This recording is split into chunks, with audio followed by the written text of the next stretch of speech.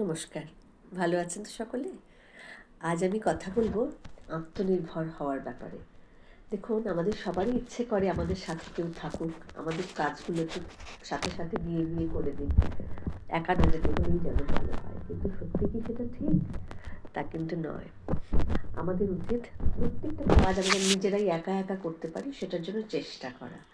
ধরুন, আমরা অনেকেই ভয় পাই যে একা বাড়ি থেকে বেরিয়ে রাস্তা ক্রস করে একটা শপ করতে যাব, কোথাও মার্কেট বাজারে যাব, ডাক্তারখানায় যেতে হবে একা একা, বাবা ব্লাড টেস্ট করতে, ভাবতেই পারি না। মনে হয় সবসময় আমাদের সাথে কেউ থাকুন, তাই না? বা ধরুন, বাচ্চার স্কুলের প্যারেন্ট টিচার্স মিটিংয়ে হতেই পারে আপনার সাথী যে সহযোগী, তিনি হয়তো সেই মুহূর্তে ব্যস্ত বা পারলেন না কোনো কারণে, তাকেও অব্লিগেশনে ফেলার দরকার নেই।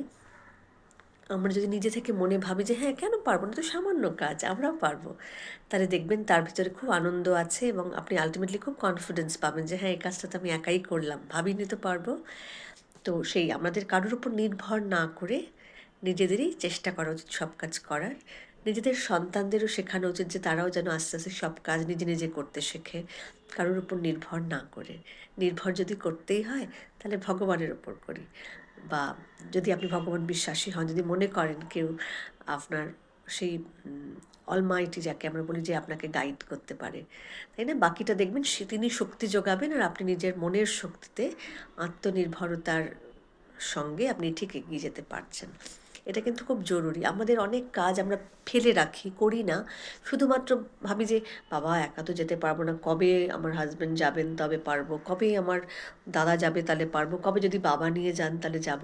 এইগুলো আমাদের কিন্তু কাটিয়ে উঠতে হবে। আমরা এখন ইকুয়ালিটির কথা বলি, আমরা পুরুষ মহিলা সমান সমান হওয়ার কথা বলি, চেষ্টা করি। তাহলে সবটাই কিন্তু করতে হবে। আধখানাটা নেব আর বাকিটা করব না, তাহলে কিন্তু হবে না, তাই না? সুতরাং এইটা ভেবে দেখবেন যে আমরা এবার সব কাজ একা একা করার চেষ্টা করব, নির্ভরশীলতাটা আমাদের কমাতে হবে। তাহলে কিন্তু আমাদের নিজেদেরও খুব উপকার হবে এবং তাতে আপাতভাবে সবারই খুব সুবিধে হবে। এটা ভেবে দেখবেন। ঠিক আছে? ভালো থাকবেন সবাই।